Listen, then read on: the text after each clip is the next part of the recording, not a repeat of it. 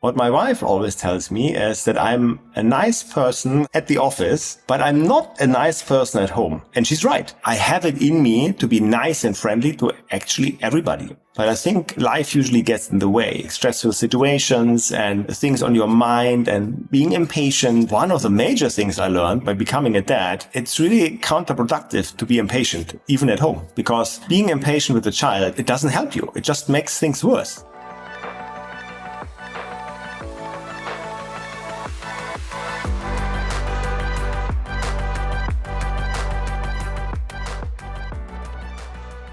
Hello and welcome to another episode of Brave UX. I'm Brendan Jarvis, managing founder of The Space in Between, the behavior-based UX research partner for enterprise leaders who want an independent perspective to align hearts and minds. You can find out more about me and what we do at thespaceinbetween.co.nz.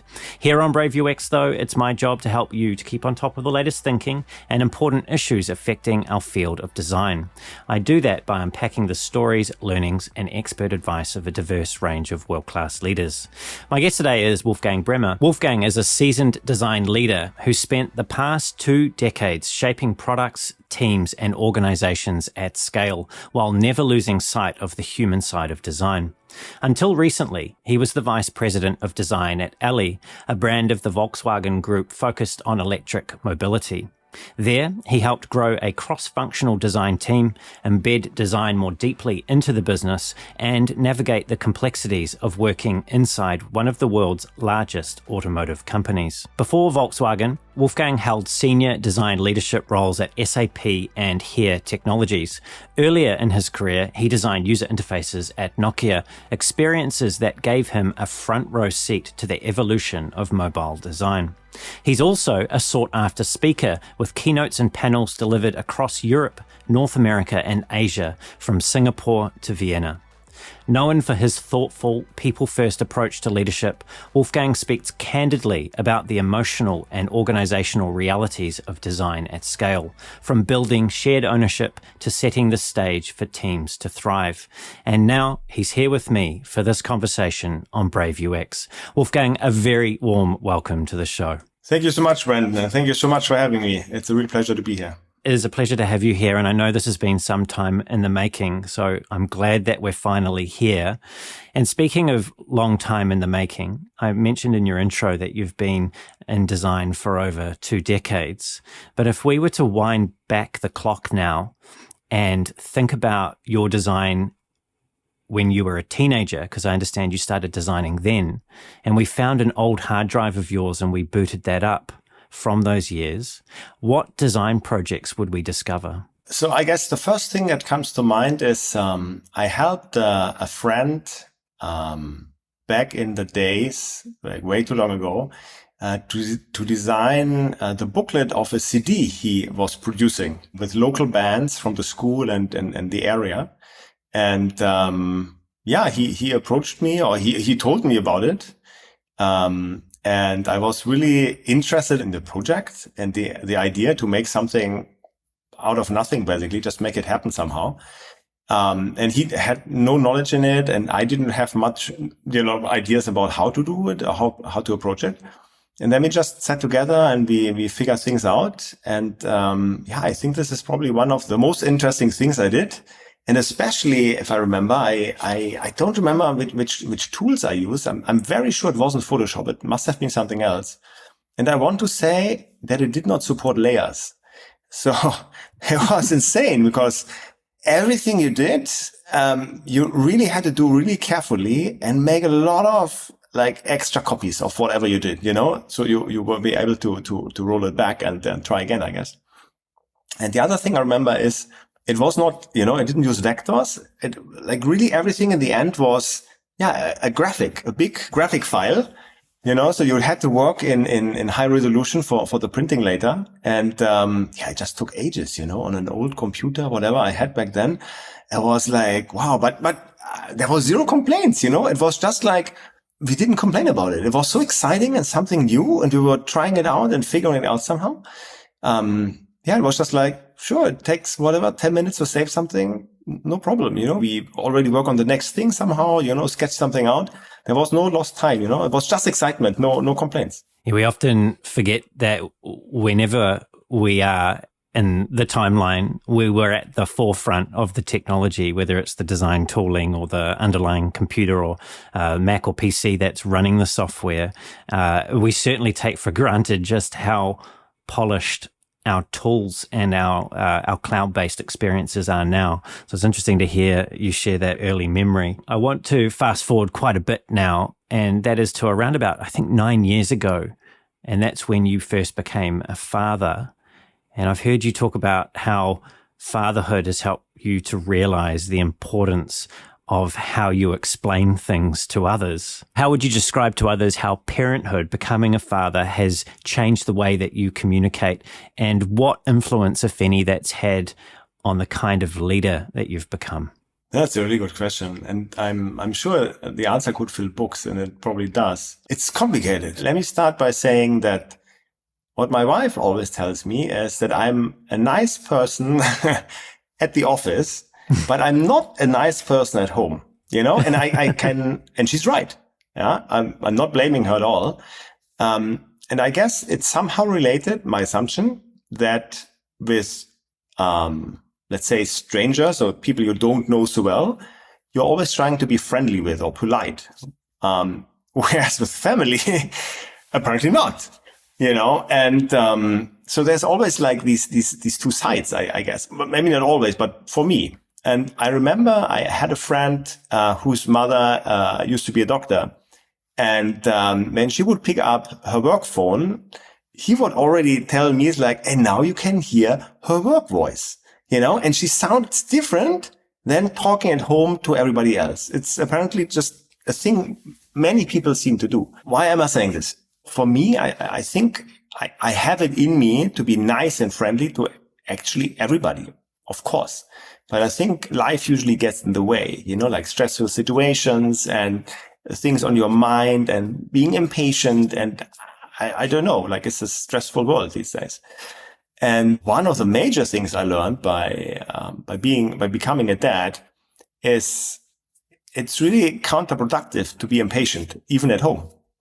Because being impatient with a child is basically impossible. It doesn't help you. It just makes things worse, and I guess that's why parents usually recommend, it's like try always to leave 10, 15, what have you, minutes earlier than you actually have to, because whatever will go wrong and you will simply need more time, which probably also explains why parents are usually late. But I think what's important for me is that I try to remind myself, and it's not always easy, to be honest, to be a patient person at home and with my kids, and to actually take the time to explain things, and instead of just saying, do this, but really try to explain why do this, or more specifically, why do something in a certain way, like really the reasoning. Because I know from my childhood sometimes, and from friends, who are saying, yeah, I don't know, my mom kept saying, do it because I'm your mother, or because I tell you to, like these kind of reasons, which might make sense to the parent in that moment, because again, it's a stressful world. They might be in a rush and have a million other things on their minds they still have to tackle somehow, but it doesn't work with a child. You need to have some kind of explanation for things. And if you think about it, that's also totally fair. I mean, none of us would want to do something personally or professionally just because somebody else tells you, because I told you so, or because I'm telling you so. Do it because I say so. That is, especially for designers, right? I mean, we love asking the why and the why and the whys. So just saying because I tell you so, that's not really gonna fly, I guess. And it's very similar with children. So you actually have to take the time to explain literally how the world works and how to best do things. And then not only explain why to do it in this specific way, but also giving a reason for these kind of things. And I think if I bring this over to like from a personal life and into the professional life, actually that should be very similar, right? Again, I guess nobody wants to have a boss who, as I just said, just says, do this because I tell you so. But you as a person you want to be involved. You want to understand backgrounds of things, reasons for decisions, and all these kind of things. And if these are not given, then it's just really hard for people to buy into something. And I think that's totally logical, because in our personal lives, it's exactly the same way. Why would you buy into something if you don't understand the full picture, or if you don't see the background, or you don't have a good reason for doing anything? However, and maybe I'm just unlucky here, I used to have, I would say, a lot of not so good bosses. And there was very often these kind of situations where things were not being explained properly, let's say, or backgrounds not really given. And maybe that extended sometimes into the culture of the company. It was just the way it was. And I feel nowadays, at least for some companies, or some managers, it seems to become better, that they actually want to involve the people and they want to give them background. And so I think my children and a lot of bad bosses have taught me how to do things hopefully better, in a more reasonable way, taking the time to explain things, even backgrounds, trying to explain like my view on things and why I see things like that, and why a decision is based on, I don't know, the information I might have on hand, which somebody else might not, like these kind of things. And it might seem trivial at times, but I think it's really, really important for people to see the full picture. And bring this back to the family side of things. Again, I think this is the most important thing you can do, right? You want to take the time to explain your children how everything works, why the world works, or sometimes, like these days, not really the way it should be working. To help them understand what's going on around them, because for them, the world is their family to begin with, and then maybe, a daycare, a school, a circle of friends, it gets bigger and bigger and bigger, right? But I think it's important, especially early on, to really be there for them, help them explain and explore in a safe way everything around them, and be able to assist them in growing into good human beings who hopefully make the right decisions at the right point in time, which then again reflects on the professional life, which is, what leaders and managers actually want from their teams and their people they support, right? They want them to be successful. They want to be there for them and help them, at least the good managers, I guess. And, that should be the goal, I think, to really be there for them and make them the best person they can be. It's interesting to come back to what your wife had told you, that you're a nice person at work and perhaps not the nicest person at home. I think it's often easier at home. It's more permissible anyway to fall into that dictatorial role than it is at work. I think we're much more conscious at work of the dynamics with our colleagues or even our team members that may report to us, where it's often easier at home to fall into the just do this because I told you to do this mentality. It's interesting. I've certainly observed that because, you're under time pressure and all these other factors that you've spoken about. But then the same is often true at work. You are under time pressure as well. I've just found it personally more difficult at home to be the kind of rational, explanatory, patient, always kind figure. I feel it's easier to do that at work than it has at home. Of course, there's learnings in there and reasons and all these other things, but I do definitely connect with that difference. And I think it's also, just while I'm on this, I'm kind of just following my train of thought here, but people, there was that analogy for a while that companies were like families, but I'm actually not, and I know this has been talked about elsewhere, I don't think that holds true, and I'm not sure we would want our companies to run like families, given how I have observed most families run. I think they're probably a little bit looser and a little bit more dictatorial than people would perhaps want for their professional life as well. Absolutely. I mean, I of course heard this as well as families. The latest term I heard is more like a sports team. Sure, there's terms you can relate it to, but I think so. So coming back to the family topic, I was actually speaking to a coach a couple of times about family life and how we behave at home, as a person. and about my struggles and all these kind of things. And it was really interesting to actually have, and again, like the same as at work, have a coach, have a mentor, to have somebody to talk to and listen, who then gives honest, like, I don't want to say, I guess feedback, but really shares their point of view, on things, And there's really no good reason to be, let's say, as an example, short, with somebody at home, when we can avoid being short with somebody at work, because as I said, work is busy, there's stressful. Many people have back-to-back meetings, 5 days a week kind of thing, but still we are able to be polite most of the times and friendly most of the times and reasonable most of the times, but at home that often is just very easily thrown overboard, and I just feel it shouldn't be. And I think, at least I'm talking for me, speaking about myself, is I really want to be better at these kind of things, because I mean, we are, my wife and I, we are raising two wonderful girls, and, we want them to be the best humans they can be. And we want them to, like the one thing my wife, and I agree on, I mean, that sounds wrong. We agree on a lot of things.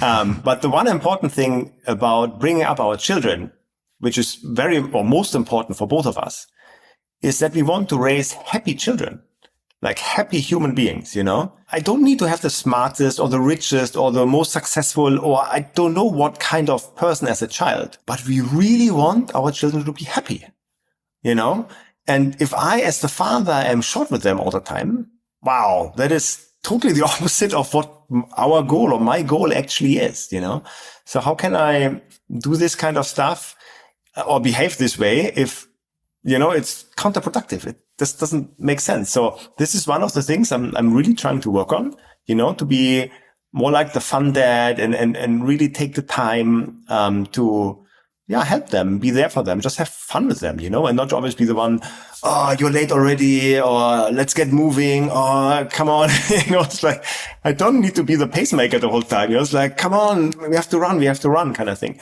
I think that is no fun for anybody in the end. While we're traveling down this road, it's a delightful detour, but let's just keep going down it for another minute or two. When you were describing that, I couldn't help but think that willpower, if we accept that willpower is finite and our human energy is finite, and any given day you've only got so much to spend, I feel that for a long while I've over-indexed on the amount of energy that I've expended on my career, and that left less energy to expend at home. And there's a number of factors, right? Like the family environment's different. People aren't necessarily stuck with you for life, but it's certainly more so the case than people at work. So there's perhaps a few sort of boundaries that are not quite the same as at work in terms of behavior, and the penalties aren't as obvious, at least immediately. You might pay a downstream price for being a grumpy dad in terms of kids that don't necessarily want to spend that much time with you when you're older, but it's not like having a team member who reports to you that could take you to HR if you overstep a boundary in terms of how you behave with them professionally. So there's a whole bunch of stuff going on, but I've certainly found that reevaluating the amount of energy I expend professionally has freed up the energy and headspace and perhaps a little bit of patience at home. And I feel like we have a expectation generally that we should be excellent in all areas of our life all of the time. And I'm not sure how grounded in reality that expectation is. I certainly have had to relax some of my expectations and to do that in a way that I can free up more time and space for family matters. That's such a good point. Like the finite amount of energy you actually have, what to spend it on, like the finite time you have with your children. How do you actually want to spend that time with them? You want to be the grumpy dad who always tells them what to do. You want to be the fun dad who plays with them games and makes them learn cool stuff, and these kind of things. And the answer is easy, but doing it in the moment, that's sometimes really difficult. Let's go down the professional path now. I'm sure we can perhaps find ways to parallel it back to family as we go, if we see fit. But one of the things I understand that you believe when you're leading your team, and it's a starting point that you take with your team and your team members, and that starting point is, I trust you. And that seems to be your default, or it has been in the past. Now, that's quite a bold position to take with people, particularly because, well, trust is a very precious and very rare commodity. So I'm curious to understand, where did that I trust you position come from, and how do you maintain that stance, particularly when things have gone or start to go wrong? Yeah, I think trust is a very interesting concept, right? I mean, often it's like you have to gain somebody's trust, right? To be able to be, I guess, trustworthy, which is just so odd and weird, I find, Of course, it's a different story if you meet a stranger for the first time, I wouldn't trust them with my life right away. I don't know them. But why do we assume right away the opposite kind of thing? Why do we want to have people climb ladders, step by step, gaining more trust? It's just a really interesting concept, which seems flawed if you think about it more. And honestly, like years ago, I didn't think about it much. Trust was, for me, it's like I know myself. I know I can be impatient. I know I can be grumpy. I know I can be wrong. I can be right as well, of course, many times. But I was not a person who, I don't know, who felt that other people wouldn't, I don't know, do their job, or, wouldn't deliver, or would not be answering the phone when I would call them, like in personal life as well as professionally. So why would I have this need for a concept of trust, And I think it changed significantly, or for me, it was a bit of a wake-up call during my time at Nokia, when a new VP during a town hall, he mentioned this actually explicitly. He had a slide, and the slide said something along the lines of like, I trust you. You do not have to gain my trust, and people were, I want to say, wondering about it. There was a bit of a like murmur going through the town hall, people like, what does that mean? It's like, and I had the feeling it was because people have this, or many people have this concept of like, you have to gain trust. You cannot just trust somebody, and it's really interesting if this is like, it seems to be a global thing, not just like the Germans think like this. And to me, this moment was eye-opening, was like, that's actually an interesting statement. So it made me think, I trust you. You do not have to gain my trust, and that stuck with me. And it made me think more. So whenever I thought, talking to people, it was constantly in the back of my mind, and I was trying to figure out, what can I actually do with this, in the sense of how can I show people that I trust them? How can I be there for people? Like how can I build their trust in me as their manager, for example, and it always depends on certain situations. But years ago, I took over a team, that team was not in the best place, and they used to have, a handful of different managers over a handful of years, so very regular change, which of course is not helpful for the team or the product or projects, right? But it was really hard in the beginning to actually gain their trust. It's like, there's another new manager coming, what does he now want? What will his thoughts be on whatever these kind of topics, And it took a while, to actually break through to people via one-on-one conversations, via like team meetings, discussing topics, but really trying to understand the people, like the people themselves, It's like, not just like you are a researcher, you are a designer, you are a writer, but who's the person behind this position? Who's the person behind this title? Why are you here? Why did you join the company in the first place? What intrigues you about the stuff you do day in and day out? What works well for you? What doesn't? Like, how can I get to know you as a person? Like these kind of things, and I just feel like making this kind of connection helps to connect with people better, understand them better, and therefore be able to work with them better and help them, because I don't know, I guess everybody has had things to do at work which they didn't like to do, or they were maybe not good at, or I don't know what, like these kind of things, right? And often I feel, at least in my experience, that this was nothing I felt I should discuss with my manager, kind of thing. But I want to be that person you can discuss things with. I want to be the person who actually wants to make your work life easier and nicer and more fun, and for yourself more successful, and these kind of things. So I actually want to be there for you, but I can only be there for you if we trust each other, if we have a connection somehow, if we can tell us things, things we don't like, things we like, things which are not working well as things which are working well, and all these kind of things. And that's really interesting because, as I mentioned earlier, like this one VP would say this, and then a couple of years later, there was somebody who was so happy about showing me a quote they wanted to use in some kind of a presentation. It was something along the lines of, trust is built in drops but lost in buckets, or something like that, and it made me think again, it's like, again, this trust topic, and why is it so easy to lose trust like in buckets? But it's so hard to build up the trust again once you've lost it, I mean, I understand it, but it's like the whole concept for me is just strange.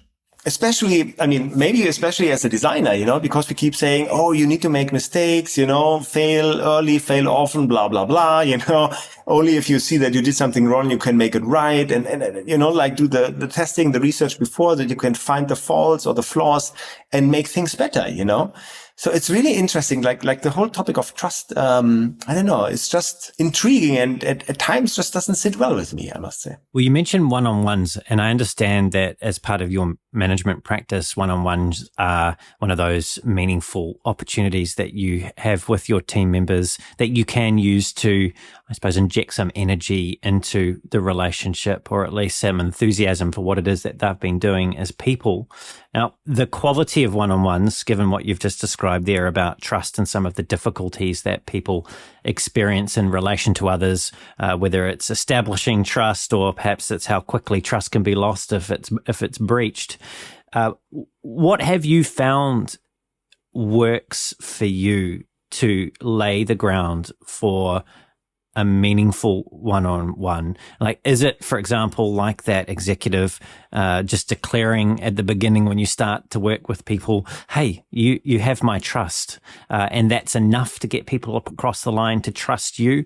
I feel like there's some nuance here, perhaps, in what you have discovered as a leader that works effectively for you in those one-on-ones, and I'm keen to understand what that is. I think one-on-ones are really interesting. So I have to say that I, as an employee, almost never had one-on-ones with a manager. I was only exposed to this concept, I want to say like 8 or 10 years ago or so, and it was really eye-opening to me. It's like, wait, what? My manager wants to talk to me? You're like, what about? Did I do something wrong, kind of thing? And I feel sometimes this is still the case for people nowadays. Maybe because we are also busy and stressed, that we don't have the time to actually spend time in one-on-ones with people. But for me, it's just really important to not only, as I mentioned earlier, to get to know the person and really figuring them out and like what motivates them and how I can help them, but also really to give them the time and the chance to actually spend time with me, because I think everybody's busy. And it's really difficult to make time in some situations, or in many situations, actually. So I find it really helpful to have these one-on-one conversations. And here again, I'm talking about my experience with my past bad managers, where this did not happen, that they did not make the time to actually have one-on-ones and, give me background or help me grow, or all these kind of things you might want to handle during a one-on-one. And for me, it's then like, well, they didn't do it, but I strongly feel I should be doing this. I need to talk to my people. Of course. I mean, how can I lead a team if I don't communicate with them. It seems impossible. It probably is. It's really interesting. So when I started having one-on-ones, it was really interesting to see the reaction of people, because it was at least twofold. One was unexpected, like, why does my manager want to spend time with me? I have no idea what I should say now and what topics. Like, what happens sometimes during one-on-ones is people update me on their current tasks. It's like, oh, I'm working on this and this and this and this and this, and that's it. Which is really interesting, because to me it's like, but this is not really why I'm trying to spend time with you. I want to see, like, how are things going for you? How are you doing? Is there anything I can help with? And it's really interesting. And maybe it's a personality thing, which is totally fine. Some people are just maybe not so happy in these kind of conversations. But to me, the important aspect is, and I think it's very important to make this clear, like in the beginning, it's like, this meeting is not really for me. I mean, it is, but this is the employees' meeting, like the people who report to me. This is your meeting. You should use this, I don't know, 30, 45, 60 minutes of time with me the way you want to actually use it and spend the time with me. Like, what topics do you have for me? What do you want to talk about with me? What would you like to complain about? Like, what have I done wrong? What could I have done better? Or the team, or the organization, or a neighboring organization, or any of these kind of things. So it's really a meeting for the team member, I would say. And I'm kind of supporting and listening and taking notes and asking questions and trying to bring the meeting to a good, I don't want to say conclusion, but I want to be helpful in this kind of meeting, and it's not always, or rarely actually, that during that one meeting, things are being, I don't know, like decided or done. But there can be things which will take a few, or maybe sometimes even many one-on-ones, because if somebody is not happy at work, then how can I help? It's not a fix like this, but how can we make things right?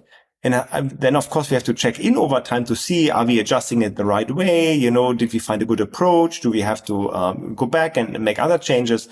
Or if it's about things like, I don't know, like promotions, for example, it's not just something that happens, but how can I be promoted? If I want to talk to my manager, this would potentially be a topic, and what can I do to actually get that kind of promotion and these kind of things? So can we make a plan? It's like, what do I have to fulfill? What do I have to get better at? What do I have to prove? I don't know. What do I have to do to get a promotion? And when would that be? And then let's make a plan. Let's talk about it. And then we check in during the one-on-ones, how we mutually feel that person is doing. And if we're getting closer to the promotion kind of thing, and of course there's other things then, it's like, oh, is the promotion even the budget, all these company things, which seem to be often out of the hands of the managers, but I think it's really important to spend that time to really understand the people and get them on the right path and really be helpful for them, And if that's not the case, and if people are not willing or managers are not willing to spend time with their direct reports, I think it's just sad and wrong. You mentioned in there the different responses that individuals have to being put in that environment with their manager, or I suppose you can relate to your own personal experience being with you. And some people, it almost sounded like you were slightly disappointed, or you felt that some individuals weren't maximizing that opportunity that they have to spend with you in that meeting. What approach have you taken to encouraging individuals to make the most out of that time? Do you, for example, give some thought starters beforehand or some guidance before they meet with you, or do you just feel your way through? And I think you mentioned you ask questions as you go, which is probably fairly sensible and hopefully fairly standard. Like, what approach have you taken to the different responses that people can have when they come to meet with you for your one-on-ones? I think I would distinguish at least between like a structured and an unstructured approach, in some situations, or in many, I would say the unstructured approach works quite well when you have a conversation about, I guess, topics you might not be aware of yet. You kind of go I don't want to say unprepared in the meeting, but you don't have many points you actually want to talk about because you're very happy with the person. You have the feeling that things are going well. Of course, you will find out soon, but you go in with these feelings like things seem to be going okay, So I maybe have one, two kind of questions, but I let the person handle the meeting and I will just listen and reply, basically think and reply. And then I think there's the structured approach where you really go in with something like, okay, I think we need some structure here for certain reasons. It might be, as I mentioned before, like the promotional path kind of thing, or a certain, let's say, unhappiness about something or concern or problem or whatever it might be, where you feel like, okay, like how can we structure this? What can the next steps be? What questions do I want to ask to find out more about the current situation? Or that I go in with certain proposals already, that I prep obviously for the meeting beforehand and speak with other people about the situation, what could be done to make it better basically, or what options do we actually have, right? So I would go in with in a very structured manner and then most likely take it like over several one-on-ones to trying to alleviate the problem, I guess. I think what's important to me is that, especially at the beginning, if I don't know, if I'm new at a company or I take over a new team or there's a new team member or something, I think it's very important for me to set the base somehow, it's like how I'm doing things, like why I think this one-on-one is a great opportunity to talk to each other, that I actually see this as their meeting, I feel very happy if they want to lead the meeting and like approach or talk about anything they really want to do. And I at the same time say, look, if there's not really nothing, we also don't have to have the meeting, or we can move it. I don't want to take up your time if you're like in a very tight spot currently or whatever. I don't want to make it worse for you, obviously. Right. So like there's like flexibility, there's trust. I'm here to listen. I'm here to help wherever I can help. So just really trying to be open and honest about what I think the meeting could be for or about, or what it could be used for or useful for the employee. And, I guess sometimes if it's not so, the conversation maybe not flowing so well, then I would have certain questions, maybe about certain things going on, about this person who might be connected to this kind of topic and these kind of things to at least try to get the conversation rolling. Or I would also ask, like for the next one-on-one, if there would be, willing to prepare something or have maybe a topic they want to talk about next time. Or sometimes even, like, with some people, I had it that they actually wanted to have less one-on-ones, saying, I think, nothing really happened since, I don't know, last week or 10 days ago, whenever we spoke last, So today I would really like to focus on this kind of thing, let's talk next week. Of course, no problem, Again, I'm just trying to be helpful. I'm not trying to get in people's way in that sense, like in a negative way. But I'm just trying to make the workspace and the workplace be a better place for them, just trying to be helpful, I guess. I'm hearing that there's quite a focus on calibrating your individual approach to various individuals in a way that works for them. And there's also, I'm picking up this idea of listening to what people are saying based on how they're responding in those meetings, or to even the idea of those meetings, and perhaps also trying to infer what might not be being said in those meetings or about those meetings as well, and adjusting accordingly. And you also mentioned just at the very end there that you're not trying to get in people's way with these meetings. And I've heard you previously reflect on a time where you had to remind yourself to stop doing or stop being so hands-on on the design work from your position as the design leader, and to let others take ownership of that work. And I think this is also following along this thread of calibration, right? And the calibration here that I'm touching on is how much and when to lean in and provide more structured hands-on guidance, and conversely, how and when to lean out and let people take more control and ownership of what it is that they've been trusted to deliver. So I'm curious to understand, Wolfgang, from your perspective, how do you know when it's time to lean in more versus when it's time to lean out more? It can be really difficult, I would say. As designers love to say, it depends, right? So often it's a feeling, or you notice something, if things are going well or not. Like if I take a step back overall, I'm a very big fan and proponent of giving people space and freedom, and I trust you. You run this project, you got this. You know what you're doing. If you need anything, I'm here. I'm here to back you up. I'm here to open doors for you. I'm here to shield you from distractions, like all these kind of things.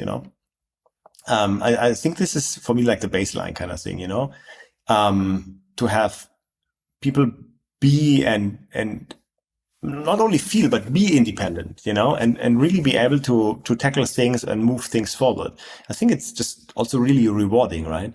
I guess none of us wants to be micromanaged, so why would I micromanage somebody, I think what's important to me, I guess, throughout, but especially like early on in the sense of if I just got to know a new person, like a new team member or a new team, or a project just has freshly started, I would like to have, I guess, check-ins more regularly to see the status of things, if things are being tackled, in a way I would think makes sense, I guess, or what I would expect.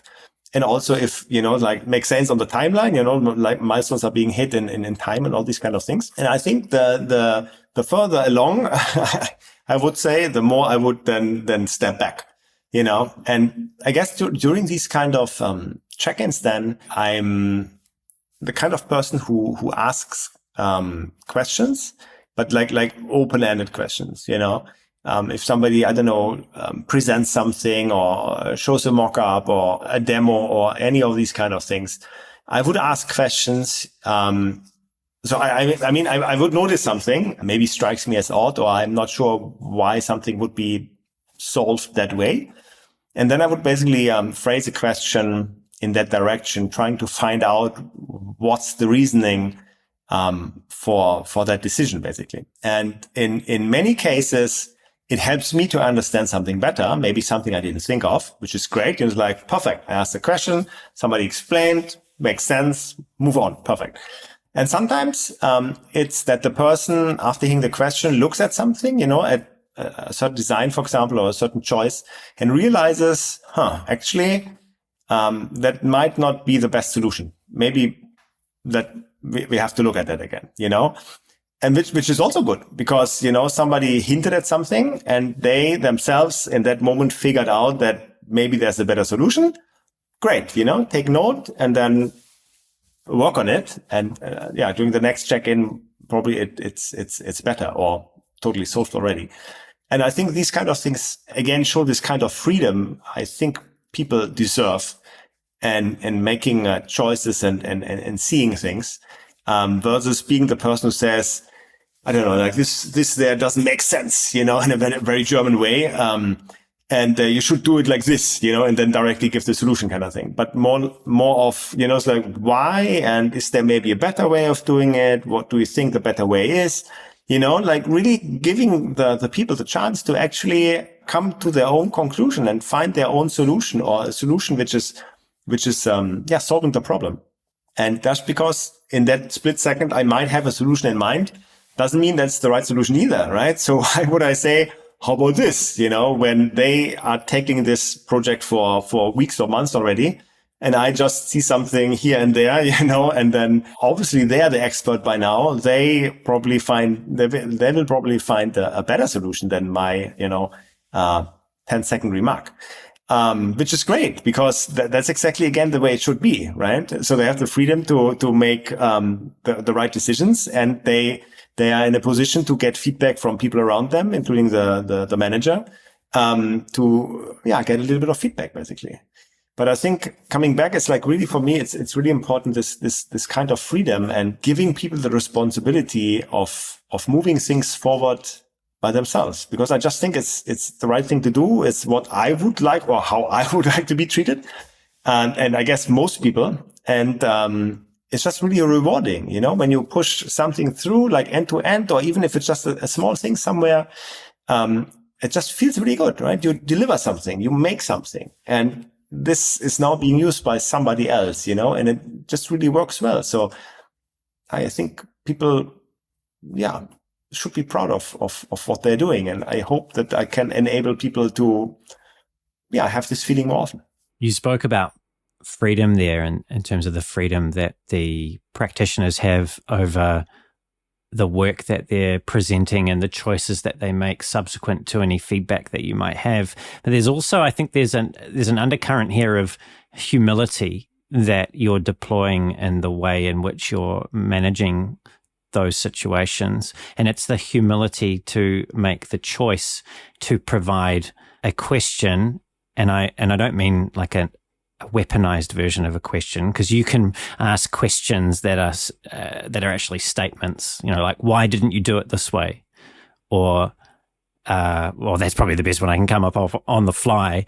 You're asking genuine questions to better understand why a decision's being made, because you've got the humility to know that they are closer to the work than you are, and you might not have all of the context that you need to assess something accurately before providing feedback on it. So I think that that's a beautiful takeaway, just the way in which you're deploying questions when you're putting them to practitioners. And I think there's also a deeper humility there that perhaps strikes at the tension that some people can feel when they move from practitioner to manager. And that is to acknowledge with humility that you're no longer the practitioner. And that is something that people who are good at the craft before they become managers can often struggle with, and that is stepping away from the hands-on part of the work. Now, you've also, in some previous things that you've shared, I think you mentioned opening doors there a little earlier on in our conversation in terms of the way you frame your philosophy of leadership, so opening doors for others. And I've also heard you talk about comparing leadership to doing the dishes. And what did you mean by that comparison? How is leadership like doing the dishes? So if I take a step back, I used to be a hands-on designer, right? I do designs and I have an outcome in the end, right? I create something out of nothing, I guess. And I talked with people in the past who said, for them, it's the hardest to be a hands-on designer, and they're sitting like to make the first, let's say, brush stroke, They have an empty canvas and they're like, oh dear, how do I start? Where do I start? What do I do? Everything is empty, And for me, it's the opposite. It's like, oh, it's great. It's opportunity. Everything is right. I can start. No matter where, it's like a menu bar, top left, whatever, a logo. I don't know, So I feel there's opportunity there. At the end, when I create something, and no matter if it's like a small feature or a full-blown something, in the end, there's something there. And it comes with this feeling of, being fulfilled, I guess. In the sense of like what I mentioned earlier, being proud of something. I created something, it looks good, I like it. Maybe hopefully other people like it and enjoy using it, but this nice feelings like I accomplished something today, even if it's, I don't know, a small thing, but I did something. This is great. And I feel as a hands-on designer, there is more opportunity to actually have that kind of feeling, because you create something and then it's there and you can look at it and people can use it, and fantastic. I find as a leader, the leadership, that changes dramatically, because, depending on yourself, I guess, the company, the culture and all these kind of things, how hands-on you are or not. But I guess in many places, a team lead or a manager or a leader overall is not very hands-on anymore. So there is, or at least for me, often there is this lack of accomplishment in the sense of, what did I do today? I spent 8 hours in meetings. Fantastic. And yes, I'm sure I did stuff there, not just twiddling my thumbs. I convinced other people to do something. I maybe got more budget for something. I pushed something, maybe I made a new hire, which is great. I got somebody a promotion, or like I did things, right?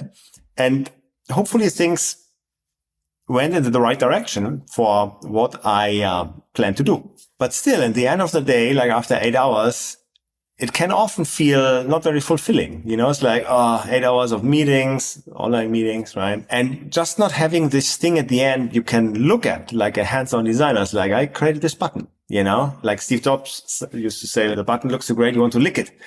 Great. Like I had an 8-hour meeting day and I don't know what to do with that. I'm sure I nudged things, but it just doesn't feel like I did anything. And, that's how I feel. And I hear this from other people as well who are in managerial roles or in leadership roles or these kind of things. And what I meant by doing the dishes is literally doing the dishes in the evening, cleaning up the kitchen a bit, take the stuff away from the table, filling the dishwasher, washing a pan. It's actually giving me this kind of feeling of accomplishment, which is really silly if you think about it, right? But in the end, I can see the table downstairs now is clean. I already set it for breakfast tomorrow, which is great. I washed the wok we used for dinner. I cleaned the stovetop, spotless, perfect. And I can see it. I can stand there for like a few seconds in the kitchen after I'm done with this. And I look around, it's like, this looks good. I'm happy with this. I did something. As small as it might be or seem, spending, 20 minutes, 30 minutes in the kitchen doing this, not even making the meal, just literally cleaning up. Just gives me this feeling of like, I actually did something I can see and touch, something somebody else will see, tomorrow morning, that actually there's a set table and, there's not crumbs everywhere. And, the pan is back in the drawer and these kind of things, It just somehow helps me in the evenings to see it's like, yes, I did something. I accomplished something.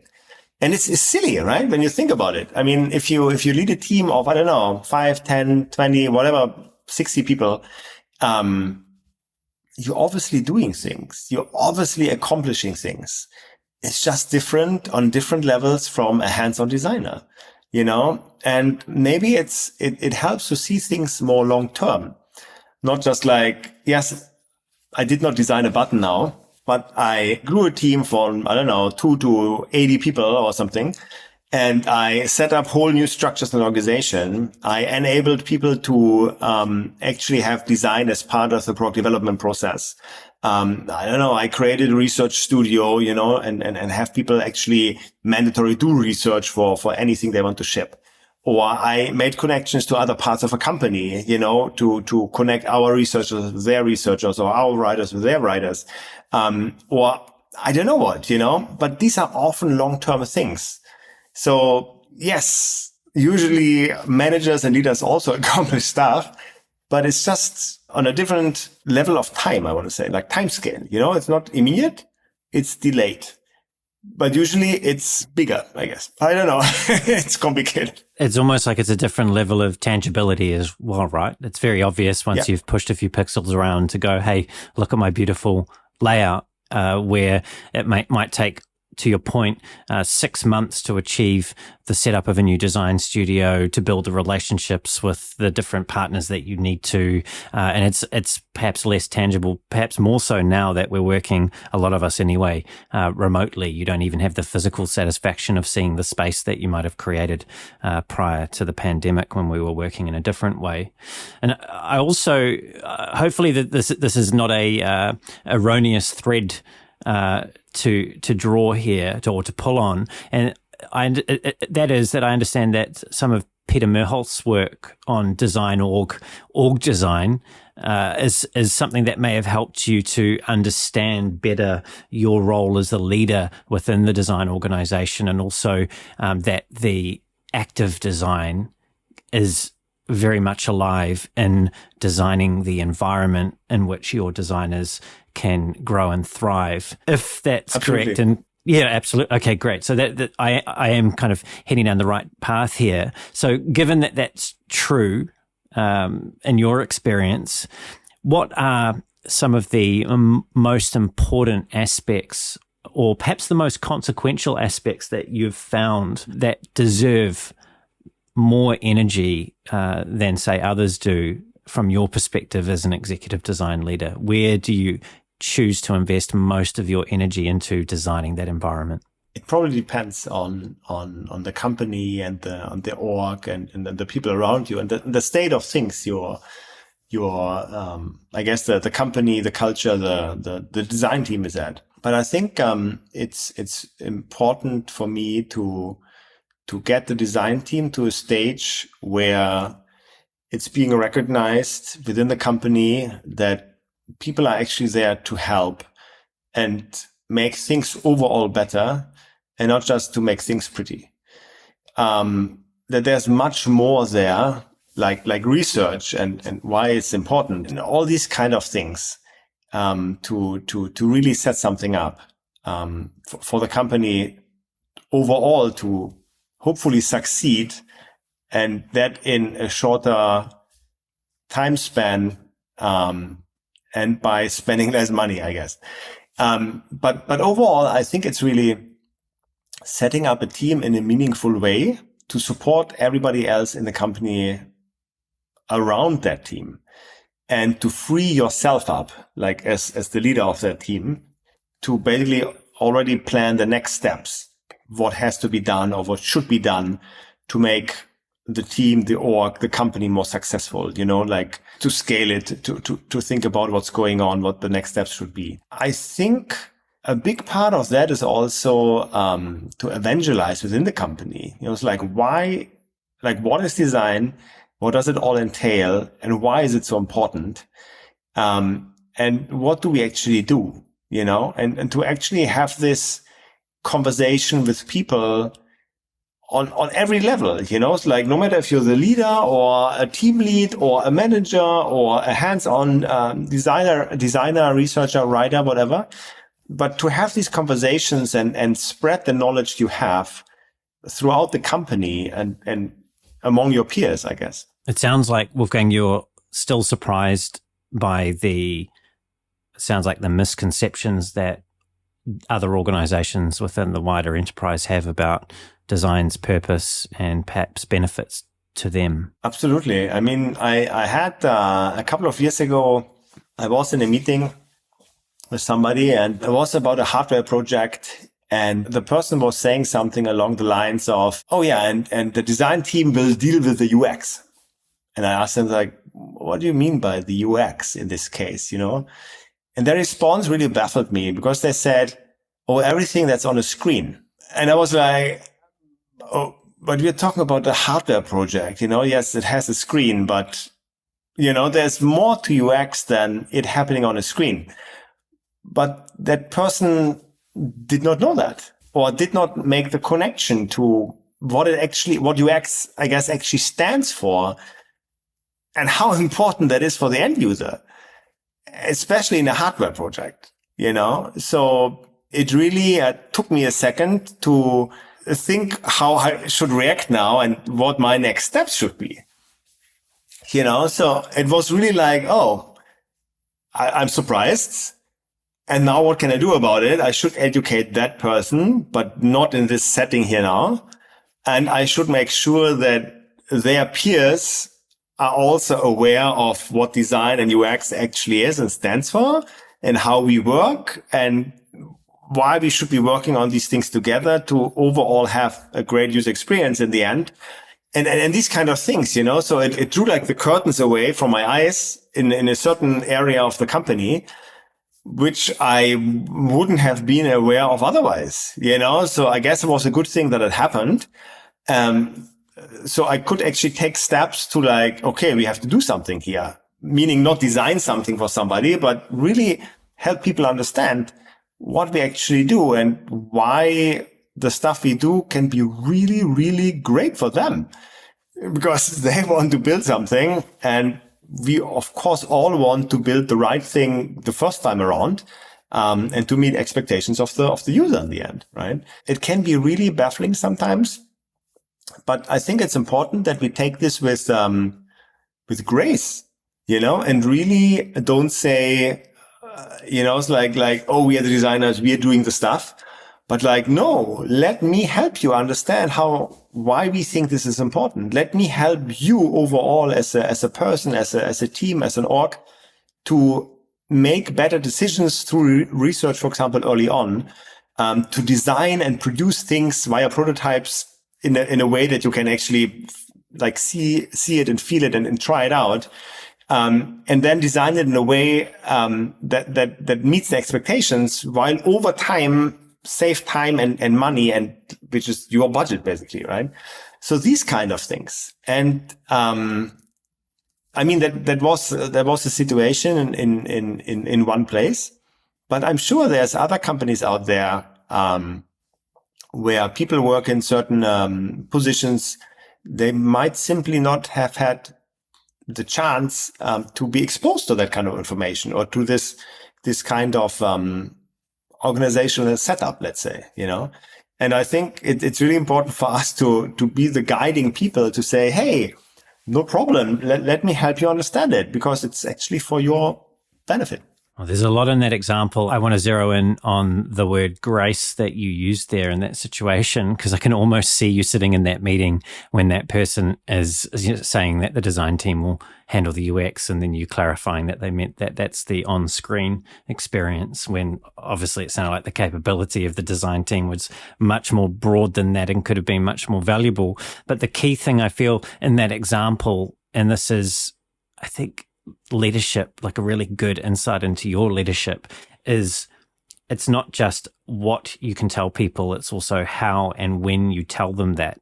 And you mentioned that you realized that the forum in which you were receiving the information wasn't the right forum for you to then share back exactly how the design team could help. And to clarify that sort of incorrect assumption, you chose, it sounded like, to have that conversation with them separately. And that, to me, is a really great example of handling a now evident roadblock to design's ability to serve the organization, the wider organization, and how you managed to make that work. Now, I'm conscious of time, and I just want to finish with one final question here for you, if I may. And that is, if we take a reflective lens now and you think back about your career, from going from designing flyers to global design leadership in the here and now, what's the belief that's best served your career? I never set out to be a design leader or leading global teams or any of that, really. For me, it's like, try to do the right things. Don't be a jerk. Yeah. And think about what you really want to do. And I guess the things you enjoy doing is probably worth doing more of. I mean, it's very simple, I guess, life advice, which can probably be applied again to professional and personal life. But I think it's really about, for me, it's not so much planning the future professionally, but really to think about like the now. What situation are we in? How are we handling this? And then, what are the next steps to take, and how can we get into the position which would be nice to be in, I don't know, 1, 3, 6 months from now, and what are really the steps to take to get there. I must admit, I obviously grew into the roles I have been in and I'm in currently, but it takes time, and I make mistakes just like everybody else. And also on this, you can ask my wife. And it's just things that we learn over time, and hopefully we learn through role models, maybe some peers of former managers or somebody else you see in a town hall, like, I don't know, like some other manager or even an executive, I think it's really important to have these kind of role models to learn from and see how things can be done really well. Things like that can actually inspire you and stay with you for the rest of your life. You have it in the back of your mind, like, back then this person said this and this, like about the trust, for example, but also other things. And then you try to apply these things over time, and you'll remember them, and you'll get better at stuff, And in the beginning, it can be scary and frightening to, I don't know, get into a leadership role. But it can also be really rewarding. But that not only depends on oneself, but very much on the surrounding, right? So, and I think we often talk about, it's like, oh, how successful people are and how amazing everything is. But I think it's also very important to keep in mind that not everything is possible everywhere, I've been in situations and companies where I felt like, no, this is not a good spot to be in, and I don't really want to be here. So how do I get out of this? I've also had conversations with other people who said, it's like, oh, I spent so much time trying to, I don't know, get my team or the organization to acknowledge design more, and I keep failing, And I keep giving advice, and like, oh, did you try this? Did you try that? And anything I could think of, the person said, yeah, I tried this already, Then I looked at them, that is years ago, and I said, not every company can change. Maybe you're not in the right place. As sad as that sounds, but it's unfortunately true. It's not just up to you, but it's up to you, your manager, your surroundings, the company, the culture you are in. Like, I love to say everything's possible, but sometimes maybe it's not. And I think we really have to acknowledge that from time to time. And then also, practice some self-care in the sense of, okay, what can I do here now? Can I really do something? And if I can do something, within what time frame should I be doing it? And at what time do I really say, or at what point do I really say, this is not it? Maybe I should look like beyond the Tellerrand, and do something else instead. I'm also hearing from you in the way that you described that there's an aspect of choosing who do I want to be in those moments where I might realize that I can't achieve everything that I want. And it ties back to something that I heard a long time ago, and I'm not sure who originated it, but it's that people in your career, or perhaps more broadly in your life, won't remember all the specifics of the things that you did together in terms of the process and the outputs and all the things that, we think are really important. The thing that they remember the most is how you made them feel.